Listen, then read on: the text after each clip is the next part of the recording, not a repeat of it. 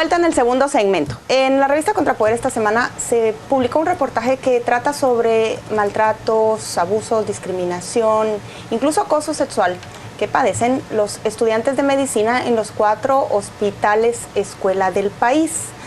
Hay un silencio de estas quejas que nunca llegan a concretarse en denuncias. Los estudiantes temen no solo poner en riesgo sus notas, sino también enemistarse con quienes podrían ser sus colegas de trabajo en un futuro. Estas imágenes que usted ve ahí son parte de las escenas que se ven del otro lado de las quejas que vemos siempre. Es una verdad que todos conocemos, que los pacientes en los hospitales públicos pasan grandes precariedades, pero también hay una realidad poco visible de los médicos, los practicantes de posgrado y de pregrado que atienden a esos pacientes, y son mujeres y hombres que tienen que trabajar en condiciones poco salubres, poco dignas, poco humanas, y también soportar grandes maltratos. De eso, el ministro de Salud, hace 2 semanas, un poco más, giró una circular para hacer constar de las denuncias que llegan a su despacho sobre maltratos de médicos de residentes hacia estos estudiantes. Y también en el 2011 el Colegio de Médicos de ese entonces, la Junta Directiva, realizó un estudio sobre las percepciones de estos estudiantes en los hospitales públicos del país. Representantes de esos 2 estudios están, o de esos 2 documentos están hoy acá con nosotros. El ministro de Salud, el señor Luis Enrique Monterroso, y también la expresidenta del Tribunal de Honor del Colegio de Médicos de Guatemala, Iris Casali. Buenas noches, gracias por acompañarnos. Ministro, ¿qué fue exactamente lo que usted giró en su circular hace el 15 de octubre? ¿Qué fue lo que usted externó? ¿Qué situación vio usted que creyó necesario hacerla constar en su documento? Hay una serie de eventos que se van convirtiendo en una tradición y una mala costumbre dentro de la característica de castigos que se van imponiendo a jóvenes, y en algunos casos son turnos de castigo. Tuvimos un acercamiento justamente con el Colegio de Médicos y a la larga con la Facultad de Medicina de la Universidad de San Carlos, y se reafirmó la situación que se daba. Jóvenes que eran obligados a estar 40, 48 horas sin dormir por un castigo y una sanción que se le daba. En consecuencia, lo que yo emito es una orden ministerial, que todo aquel que sea sorprendido o que se tenga una queja que pueda ser corroborada de que impuso o infringió un castigo de este tipo, va a ser rescindido de su contrato, lo que automáticamente hace que quede con su carrera de especialidad anulada en definitivo. Es decir, quien haga mal uso del poder que tiene para dañar y ejercer a la larga una especie de tortura contra los jóvenes, va a ser cortado definitivamente, y particularmente los jefes de residente van a perder cualquier derecho que tengan a seguir la carrera en este país, por lo menos. Doctora Casali, otro de los temas que siempre se ha mencionado, pero que aparentemente nunca ha existido prueba concreta, es que en el caso de residentes mujeres, algunos jefes de residentes pues le solicitan favores sexuales a cambio de una nota favorable, o de que les condicionan la nota a diferentes tipos de trabajo degradante. ¿Ustedes en el Colegio de Médicos recibían algún tipo de denuncia? ¿Recibían información de esta índole? ¿Qué se conoce realmente que ocurre en los hospitales de escuela? Bueno, mire, nosotros sí recibimos denuncias. Fueron tan importantes y de tanto impacto, y nos veíamos muy atados a actuar, porque el Tribunal de Honor es un tribunal prácticamente de conciencia. No tiene ningún impacto o ninguna injerencia como para llegar a ser algo de tipo legal, por ejemplo. Entonces sí, decidimos hacer una investigación para ver cómo estaba la situación dentro de los hospitales de escuela. Yo pertenezco a uno de ellos, y sí, efectivamente hay quejas de abusos no solamente psicológicos, sino también sexuales. Tiene usted toda la razón. Y desafortunadamente no se da solamente a nivel de pregrado, sino también a nivel de posgrado. ¿Qué se hizo con esta investigación? Se dio a conocer en los hospitales, se dio a conocer en las universidades, a fin de que esto empezara a hacerse visible y tomar acciones. Interpreto bien que es la primera vez que desde una autoridad ministerial se establece una medida como esta, tan contundente, ¿o ha ocurrido antes y simplemente se mantienen esas reglas no escritas? Yo diría que sí se han mantenido estas reglas. Yo diría que esto es algo que desafortunadamente hemos vivido, y que esto ha ido creciendo. Yo sí le puedo decir a usted que tuve gente muy estricta, No recuerdo haber tenido turnos de castigo, por ejemplo. Sí tuve acosos. Más sin embargo, yo le podría decir a usted que en aquel entonces el nivel de exigencia no era el nivel que hay ahorita, en donde incluso gente que fue abusada o que fue acosada regresa como especialista, etcétera. Cuando y usted viene dice abuso, ¿a qué se refiere? abuso que puede ser desde psicológico, donde se le grita a una persona, se le insulta, se le denigra, se le humilla, se le dice incompetente delante de mucha gente, o gente como por ejemplo donde se le acosa, donde se le intercambia por favores de tipo sexual. Esas son situaciones que son claras y que existen y que se denuncian. Señor ministro, ¿cuál es la lógica de que los residentes lleven a cabo turnos de 36 horas, 40 horas, en algunos casos cada 3 días, en otros casos pues que recién salidos de sus clases universitarias que vayan al hospital y que tengan que recibir a la clase? ¿No se está poniendo en riesgo la vida del paciente al ponerlo en manos de una persona que su nivel de alerta ya no es como en comparación con alguien que acaba de dormir? El origen, en principio, de esta acción que se está tomando es el estudiante que tiene que rendir precisamente a la hora de atender a un paciente. Pero su función también se ve vetada, se ve limitada cuando se dice que el recurso económico que tiene el hospital no es suficiente para cancelar una frecuencia menor de turnos. Además de que el joven no solamente está expuesto, y hay que ver el lado humano, no solamente está expuesto a los turnos, sino que estudia, sale y vuelve, y en ocasiones prácticamente viven en el hospital. Viven por varios días y detectamos que los jóvenes no tenían ducha. Los jóvenes duermen en unas camas quebradas, los jóvenes duermen hombres con mujeres, los jóvenes tienen muchísimas limitaciones para desarrollarse, incluso para estudiar. Y el valor humano, cuando uno llega a un hospital, se da cuenta de que existen dos héroes y heroínas, las enfermeras y los residentes. Ellos son los héroes y heroínas que sacan adelante el hospital. Por supuesto, los jefes de departamento están, los jefes de área, pero ellos dos son, en consecuencia, el asumir que esos turnos tan largos son normales, pues debe de ir cambiando, porque se llega a la conclusión en el tiempo de que es parte del proceso de aprendizaje estar sometidos a esos niveles de tensión, y nosotros decimos que no es posible. Miren, que no debe ser así. Esa televisión la compraron los estudiantes con un cuchubal, sí, igual que algunas camas y colchones. Pero esos son los estudiantes más avanzados. De hecho, sí, los R1 están peor. Peor, exacto. Pero doctora Casali, déjeme preguntarle, ¿hasta dónde son castigos desmedidos, arbitrarios, y hasta dónde solo es el reflejo de las necesidades de la red hospitalaria? Por ejemplo, hablaban los estudiantes de que los ponen a darle ventilación manual a los pacientes. Sí. No solo como castigo, sino porque no tienen el equipo y que pasan horas sentados. Mire, a mí me gusta mucho que he hecho esta pregunta y voy a decir algo que me parece que es resultado de la situación. Nosotros vivimos en una sociedad violenta, donde hemos llegado a perder respeto y hemos llegado a perder lo que es el foco y la objetividad de lo que estamos haciendo. Nosotros estamos recibiendo estudiantes que vienen a un lugar a donde no tienen ninguna condición para poder estar atendiendo en forma adecuada. Entonces llega un momento en el que el mismo estudiante aprende a trabajar con lo mínimo. Entonces trabajar en ese ambiente y vivir dentro de ese ambiente se vuelve la norma. No tener dónde dormir, no tener dónde comer, el hacer turnos extenuantes se vuelve una parte del diario vivir. Entonces su pregunta es muy pertinente. Yo no creo que muchos estudiantes se queden haciendo lo del ambú necesariamente porque es un castigo, sino porque si hay un paciente que requiere y que necesita un ventilador y no tiene cómo hacerlo, parte de lo que se enseña dentro de la escuela es usted no puede dejar de darle oxígeno o aire a un paciente. Entonces, por supuesto que eso pasa. Y los residentes hacen turnos con tan poco tiempo de diferencia porque no hay suficiente personal. En lo que sí yo quiero que quede claro es que yo no estoy de acuerdo en que los estudiantes sean una fuerza de trabajo.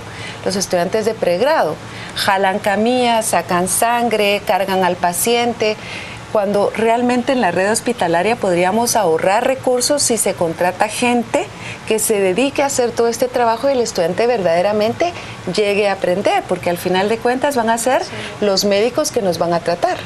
Señor ministro, ¿quién es el responsable de implementar esta circular o de velar por el cumplimiento de la normativa emanada del ministerio?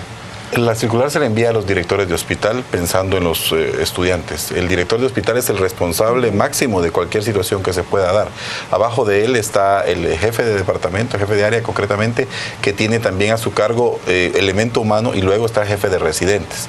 Hemos encontrado un contubernio entre el jefe de área, de la unidad, y el jefe de residentes, que en muchos casos el jefe de residentes se convierte, como valga la expresión, la verdad que quiero defender a los jóvenes en este caso, en el capataz que decide qué debe hacer el otro y empieza a apurar al equipo. Y eso, a nuestro entender, no es correcto, porque los jóvenes están sometidos a condiciones que son poco humanas, pero además están sometidos a una presión de trabajo muy intensa. En las emergencias, por citar la de San Juan de Dios, se reciben de 1.500 a 2.500 emergencias diarias, y esas son atendidas en muchos casos por jóvenes que están padeciendo sueño, y que hemos tenido reportes de que han ido a chocar cuando salen del hospital y van manejando. Es decir, ese tipo de situaciones tiene que ir parando, a la par de ir mejorando las condiciones en las que están ellos pernoctando, dividir hombres con mujeres, tener duchas. Esas cosas básicas tienen que irse viendo como necesarias para los estudiantes. ¿Y usted cree que encuentre esa respuesta de los estudiantes de estar anuentes a denunciar? El procurador ha recibido 6 denuncias solamente, pero lo curioso es que cuando se plantea un tema de estos a debate, mucha gente cuenta sus experiencias en foros y en redes. Le cuento algo. Yo me reuní, y voy a omitir los nombres de las personas con las que me reuní, de la Procuraduría de Derechos Humanos, que eran médicas, eran mujeres, y dijeron, es que yo aprendí por los castigos que me impusieron. Si no hubiera sido por los castigos, yo no hubiera aprendido. ¿Cómo se te ocurre hacer una circular de este calibre? Y yo les digo, es que no puede seguir viéndose eso como normal. Si hay castigos que lastiman no solo la moral, sino además el profesionalismo y la psicología, tienen que terminarse. Y ellas decían, pues es que yo así aprendí a hacer cosas importantes en mi carrera. Y eran mujeres médicos que estaban diciendo que los castigos, las prácticas de castigo eran necesarias. Según nuestro entender y el tiempo que yo esté en el ministerio, eso tiene que cambiar, y lamentablemente no hemos tenido un canal de comunicación. De hecho, estamos haciendo un convenio con la Facultad de Medicina precisamente para que esa sea el canalizador de que se quejen los jóvenes sin que eso influya en sus calificaciones, se quejen los jóvenes sin que eso influya en que después sean amedrentados, y se quejen los jóvenes a sabiendas de que el resultado va a significar terminar con la carrera de un residente que está en el último año, pero es que es fundamental. Es que no podemos seguir conviviendo con ese tipo de tortura, como yo lo llamaba, porque ponen en juego no solo la vida del estudiante, sino la vida del paciente que está en las manos del joven o la jovencita. Doctora Casali, conociendo el gremio de médicos como usted lo conoce, ¿cree usted que existe voluntad para empezar a cuestionar esas prácticas tradicionales de turnos tan largos, de el abuso de parte de jefes de residentes y departamento en contra de los residentes?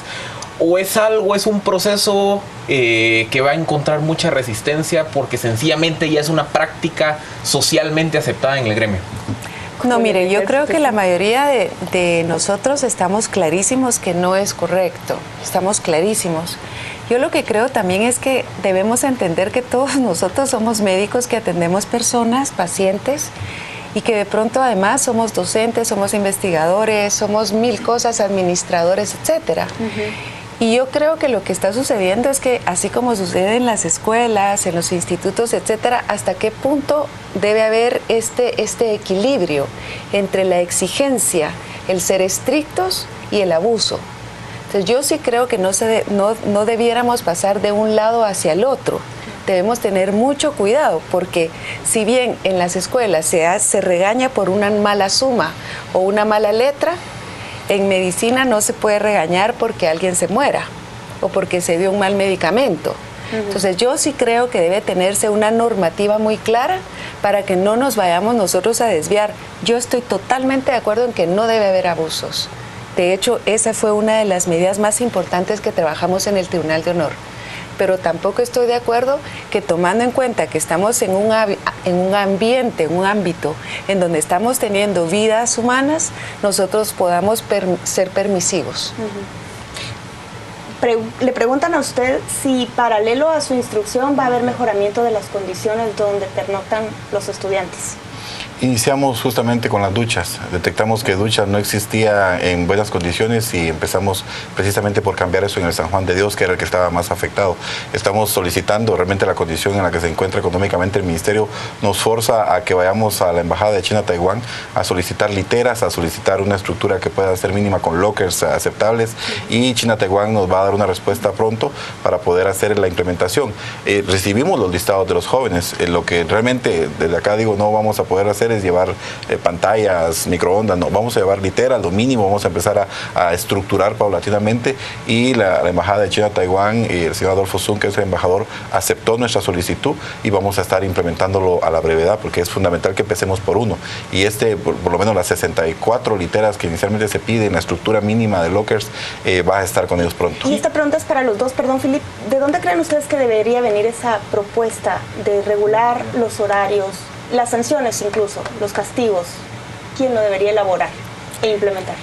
Yo creo que debería salir del trabajo de la gente de campo. Nosotros somos los que estamos dentro de los hospitales, pero necesitamos también un trabajo en conjunto. Nosotros podemos hacer normas porque somos los que estamos viendo las necesidades. ¿Ya? Y sí. me voy a atrever a decirle algo. Por favor. Yo sí creo que está bien que pida ayuda a las embajadas, pero quiero hacerle ver que ahorita hay tanto estudiante de pregrado que llevan las diferentes universidades y facultades, que las facultades han ido aportando con el tiempo algo para hacerse. En el Hospital Roosevelt en algún momento se pensó hacer una edificación precisamente para que los estudiantes estuvieran mejor, en mejores condiciones, con mejores aulas, áreas como dormitorios, ¿ya? Y varias de las universidades privadas estuvieron de acuerdo en participar. Entonces yo creo que son planes que se deben retomar, porque al final de cuentas, si las universidades están enviándonos a los estudiantes, a nosotros, para dar la docencia, la investigación, etcétera, etcétera, yo creo que es parte de lo que se puede hacer. Y una última, ministro, yo sé que ya estamos contra el tiempo, pero ¿piensan llevar a cabo supervisiones, rondas para ver que efectivamente se cumpla la normativa, o cómo garantizar que no se vuelva una corporación de intereses cerrados dentro de cada hospital escuela? En principio, con la coparticipación de los jóvenes. Ellos tienen que también tomar la valía de decir, están abusando de mí y yo quiero que eso se corrija. No me gusta la forma en que me tratan. Y hemos encontrado en privado mucha apertura. Cuando es el momento de la denuncia todavía son tímidos. Sí. Paulatinamente se va a ir tomando más energía. Vamos a firmar un convenio con la facultad justamente para hacer un estudio a profundidad y para poder avanzar en la denuncia, que no se vaya a cerrar este sistema y que luego sea una nota escrita y guardada en una gaveta, sino que tiene que ser algo dinámico y activo. Y eso es solamente construido de manera conjunta. Desde el ministerio solo no se va a poder hacer, desde la facultad sola no se va a poder hacer. Depende de los jóvenes que están estudiando. Todavía me da tiempo de una pregunta más. ¿Se reconoce más abiertamente los castigos, los horarios extenuantes, que el acoso sexual? Y mucho menos el abuso sexual, las violaciones. ¿Y se ha escuchado alguna vez de casos que nunca llegaron a ser expedientes en el Ministerio Público de abusos sexuales adentro de los hospitales? ¿Usted conoció algún caso de estos? Sí. ¿Y qué pasó con esa situación? La persona de la que yo recuerdo que tuvo esta situación es una persona que estaba en pregrado. Tuvo una reunión con alguien que era de mayor jerarquía y fue cercano al hospital. Comieron, tomaron algo, y ella al final tuvo relaciones con esta persona sin percatarse, porque ella argumenta que fue sedada. ¿Sí? Ese es un atropello. Mas, sin embargo, ella se negó rotundamente a decir algo. Rotundamente. Ni a sus padres ni a nadie. ¿Sí? ¿Y usted ve con estas medidas que casos como ese o los menos severos pueda cambiarse esa mentalidad tan militar en los hospitales? Mire, yo creo que está empezando a cambiar porque la gente está hablando. Me sorprende escuchar esto que usted está diciendo. Yo sí le puedo decir que en la época en que estuvimos el doctor Mejía y mi persona dentro del Colegio de Médicos, el Tribunal de Honor recibió estas situaciones, y entonces fue cuando decidimos hacer todo este estudio. Entonces yo sí creo que ahorita la gente está un poco más dirigida a hablar, máxime si hay una reciprocidad. De otra manera, yo creo que van a ser como palabras al aire. ¿Philip?